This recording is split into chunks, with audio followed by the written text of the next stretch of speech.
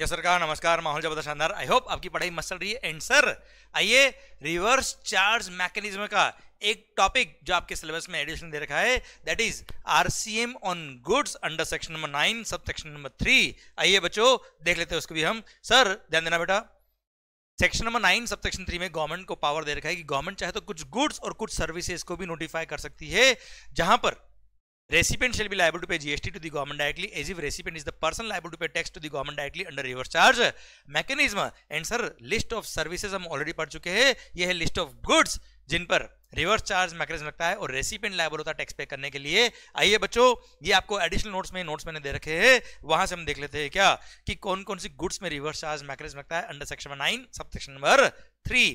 Sir सबसे पहली बात, अच्छा एक बात और, अगेन यहाँ पे जो गुड्स की लिस्ट दे रखी बेटा, अब ये स्पेसिफिक इंडस्ट्री स्पेसिफिक पॉइंट्स है सारे, आपको गुड्स की पूरी इंडस्ट्री के अंदर जाने की जरूरत नहीं है। सिंपल लॉजिक ये है कि यहां पर सप्लायर से टैक्स कलेक्ट करना was very difficult for the government, इसलिए गवर्नमेंट ने क्या किया, वहां पर रेसिपिएंट को लायबल कर दिया अंडर रिवर्स चार्ज मैकेनिज्म। अब ये पूरी इंडस्ट्री को समझने की जरूरत नहीं, केवल ये नाम ध्यान रखिएगा और किस केस में रिवर्स चार्ज लगता है इतना ध्यान रखने का, बाकी पूरी इंडस्ट्री में इन डेप्थ जाने की जरूरत आपको नहीं है। आइए बच्चों, गुड्स में कहां का रिवर्स चार्ज लगता है वह हम बात करते हैं।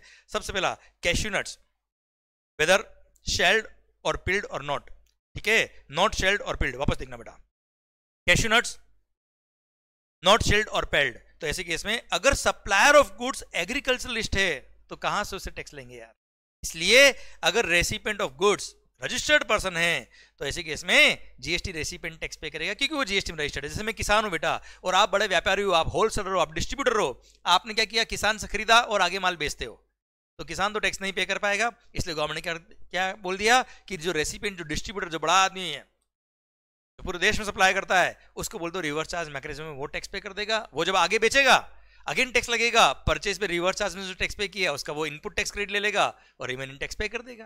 तो रिवर्स चार्ज में टैक्स पे करो और उसका आईटीसी ले लो, समझे मेरी बात। पर किसान के लिए सर पॉसिबल नहीं कि वो रजिस्ट्रेशन कराए, क्लियर, उससे टैक्स लेना इज वेरी डिफिकल्ट, इसलिए गवर्नमेंट ने रिवर्स चार्ज मैकेनिज्म लगा दिया। ये लॉजिक है बेटा इसके पीछे। सेम वे सर बीड़ी पीते हुए ना बेटा आप तो, हाँ sir bidi wrapper leaves, tendu, tobacco leaves, raw cotton, इन चारों केस में अगर सप्लायर कौन है, एग्रीकल्चरलिस्ट, और रेसिपिएंट कौन है, रजिस्टर्ड पर्सन, तो रिवर्स चार्ज मैकेनिज्म लगेगा और रेसिपिएंट लायबल होगा टैक्स पे करने के लिए। देन सिल्क यार्न अब सिल्क यार्न के केस में कब रिवर्स आ सकता है, any person who manufacture silk yarn from the raw silk और silkworm cocoons for supply of silk yarn. तो सर जो सिल्क यार्न मैन्युफैक्चर करते हैं फ्रॉम द रॉ सिल्क या फिर सिल्क वॉर्म कोकुन्स, तो सर वहां पर अगर रेसिपिएंट जो खरीद रहा है वो अगर रजिस्टर्ड पर्सन है तो रिवर्स चार्ज मैकेनिज्म लगेगा और रेसिपिएंट लायबल होगा टैक्स पे करने के लिए। रेसिपिएंट रजिस्टर्ड नहीं है तो कोई रिवर्स चार्ज नहीं है, ध्यान रखना। अब 6, अब अगेन स्पेसिफिक गुड्स है, सारे गुड्स याद करने की जरूरत नहीं, सारे गुड्स को इंडस्ट्री वाइज समझने की जरूरत नहीं, आपके नाम ध्यान रखिएगा। Following essential oils other than those of citrus fruits, namely citrus fruits को छोड़ के बाकी जो भी एसेंशियल ऑयल्स होते हैं, namely of essential oils of peppermint, Mentha piperita, of other mints spearmint oil, ex Mentha spicata, watermint oil, ex Mentha aquatic, horse mint oil, ex Mentha sylvestris, bergamot oil, ex Mentha citrate and Mentha arvensis. Here अगर supplier unregistered person है और recipient registered person है तो reverse charge mechanism लगेगा। अब again ये नाम के लिए ध्यान रखिएगा बेटा, एक एक वर्ड के इंडस्ट्री में जाने की आपको जरूरत नहीं है। यार नाम पढ़ने से लगेगा पता नहीं क्या है, अजीब अजीब हो रहा है बेटा, पर don't worry, maintain the confidence, केवल नाम आपको ध्यान रखना है बेटा। ओके, अगेन इंडस्ट्री स्पेसिफिक है, यहाँ गवर्नमेंट के लिए अनरजिस्टर्ड पर्सन से टैक्स कलेक्ट करना वाज नॉट पॉसिबल, पर सिंस ये कमर्शियल गुड्स होती है इसलिए रेसिपिएंट जो रजिस्टर्ड होता है उसको टैक्स पे करने के लिए बोल दिया और वहां रिवर्स चार्ज मैकेनिज्म लगा दिया। अगर सप्लायर खुद रजिस्टर्ड होता तो रिवर्स चार्ज नहीं लगता बेटा। ओके सर, फिर पब्लिक सेक्टर लैंडिंग सर्टिफिकेट्स, पीएसएलसी जिनको बोलते हैं, यहाँ पे भले ही सप्लायर रजिस्टर्ड है, रेसिपिएंट भी रजिस्टर्ड है, वी डोंट केयर, रेसिपिएंट अगर रजिस्टर्ड है और सप्लायर भी रजिस्टर्ड है तो ऐसे केस में रजिस्टर्ड पर्सन टैक्स पे करेगा। ये सर क्या होता है, इंटर बैंक ट्रांजेक्शन्स वगैरह होते हैं बेटा, यहाँ पे प्रायोरिटी सेक्टर लैंडिंग सर्टिफिकेट्स, एक बैंक दूसरे बैंक को सेल करता है तो ऐसे केस में जो बैंक खरीद रहा है वो जीएसटी में रजिस्टर्ड है, जो बेच रहा है वो भी जीएसटी में रजिस्टर्ड होता है, तो सर जो खरीद रहा है वो रिवर्स चार्ज मैकेनिज्म में टैक्स पे करेगा। फिर गवर्नमेंट जब अपने used vehicles, seized and confiscated goods, जैसे आपके गुड्स वगैरह सीज कर लिए गवर्नमेंट ने, फिर गवर्नमेंट ऑक्शन करके बेचता है ना बेटा, उनके लिए बात कर रहा है। Old and used goods, waste and scrap, ये सब कौन बेच रहा है, central government excluding ministry of railways, और Indian railways, state government, union territory और लोकल अथॉरिटी। सर तो ऐसे केस में खरीदने वाला पर्सन अगर रजिस्टर्ड पर्सन तो वो टैक्स पे करेगा रिवर्स चार्ज मैकेनिज्म में। ध्यान रखना, अगर खरीदने वाला पर्सन रजिस्टर्ड पर्सन नहीं है तो गवर्नमेंट खुद टैक्स पे करेगा under forward charge mechanism.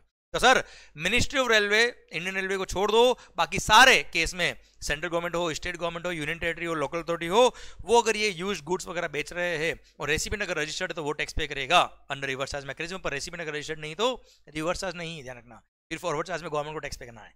Then supply of lottery. तो सर लॉटरी टिकट्स के केस में क्या होता है, स्टेट गवर्नमेंट, यूनियन टेरिटरी और लोकल अथॉरिटी स्टेट लॉटरीज को ऑर्गेनाइज करती है, और इसका जो लॉटरी टिकट का डिस्ट्रीब्यूटर या सेलिंग एजेंट होता है सर वो क्या करता है, टिकट्स गवर्नमेंट से लेता है और फिर आगे डिस्ट्रीब्यूट करता है। तो जो लॉटरी डिस्ट्रीब्यूटर है या सेलिंग एजेंट है वो टैक्स पे करेगा to the government directly under reverse charge mechanism.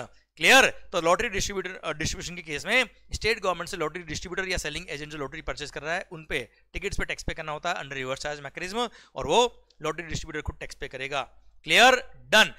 और हाँ बच्चों, यहाँ पे लिस्ट ऑफ गुड्स जिसमें रिवर्स चार्ज मैकेनिज्म लगता है अंडर सेक्शन 9(3), इसमें एक गुड्स और ऐड कर दिया है, मेटल स्क्रैप। मतलब अगर आपने किसी भी अनरजिस्टर्ड पर्सन से मेटल स्क्रैप परचेज किया और अगर आप रजिस्टर्ड पर्सन हो तो ऐसे केस में रिवर्स चार्ज मैकेनिज्म लगेगा, और रिवर्स चार्ज मैकेनिज्म लगेगा तो जो रेसिपिएंट है वो लायबल होगा टैक्स पे करने के लिए to the government directly. I repeat, किससे परचेज किया है, अनरजिस्टर्ड पर्सन से। अच्छा, अगर मान लो आपने मेटल स्क्रैप परचेज किया तो किससे, रजिस्टर्ड पर्सन से, और खरीदने वाला भी कौन होता, registered person. No reverse charge, केवल फॉरवर्ड चार्ज मैकेनिज्म वहां पे लगेगा बेटा। पर मैं रजिस्टर्ड हूं जीएसटी में, जो खरीद रहा है वो बड़ा व्यापारी है, बड़ा बिजनेसमैन है, वो जीएसटी में रजिस्टर्ड है, वो छोटे लोगों से स्क्रैप परचेज करा है, मेटल स्क्रैप। तो अनरजिस्टर्ड लोगों से अगर रजिस्टर्ड पर्सन ने मेटल स्क्रैप परचेज किया है तो ऐसे केस में जीएसटी लगेगा, रिवर्स चार्ज मैकेनिज्म लगेगा, और रेसिपिएंट जो रजिस्टर्ड पर्सन है वो टैक्स पे करेगा। अच्छा, ये भी अनरजिस्टर्ड, और अगर मान लो खरीदने वाला भी अनरजिस्टर्ड होता तो ऐसे केस में सप्लायर को भी टैक्स पे नहीं करना है और रेसिपिएंट अनरजिस्टर्ड उसको भी टैक्स पे नहीं करना है, किसी को भी टैक्स पे करने की जरूरत नहीं है। पर अगर सप्लायर होता कौन, अनरजिस्टर्ड, और खरीदने वाला कौन होता, रजिस्टर्ड, मतलब कुल मिला के खरीदने वाला पर्सन बड़ा बिजनेसमैन है जो जीएसटी में रजिस्टर्ड है, उसने अगर गुड्स परचेज किया किससे, कौन से goods, metal scrap. Scrap sir ये बड़ा बिजनेस है बेटा, ध्यान देना। अब उसने परचेज किया किससे, अनरजिस्टर्ड पर्सन से, छोटे व्यापारी से। छोटा व्यापारी जो जीएसटी में रजिस्टर्ड नहीं वो तो टैक्स पे करेगा नहीं, इसलिए जो रजिस्टर्ड पर्सन है वो टैक्स पे करेगा to the government directly under reverse charge mechanism. अब जाके ये टोटल सेक्शन नंबर 9 सबसेक्शन 3 में reverse charge mechanism on goods की लिस्ट में सर टोटल 10 गुड्स हो गए हैं, खत्म होता है अब ये पूरा सेक्शन नंबर 9 सबसेक्शन 3 खत्म होता है अब। आई होप आपको बात समझ में आ रही है। अच्छा, सिंपल पॉइंट थे, इसको कॉम्प्लिकेट मत करना, सिंपल लिस्ट है, बहुत डिटेलिंग में जाने की जरूरत नहीं, क्योंकि वो सारी इंडस्ट्री की टेक्निकलिटीज में आपको जाने की जरूरत नहीं है। आपको केवल नॉलेज के लिए देखना है कौन कौन से गुड्स में रिवर्स चार्ज लगता है। क्लियर? डन। इसी के साथ भारत माता की जय, और इसी के साथ ये आरसीएम का सेक्शन नंबर 9 सबसेक्शन 3 का गुड्स की लिस्ट भी खत्म होती है। अब भारत माता की जय।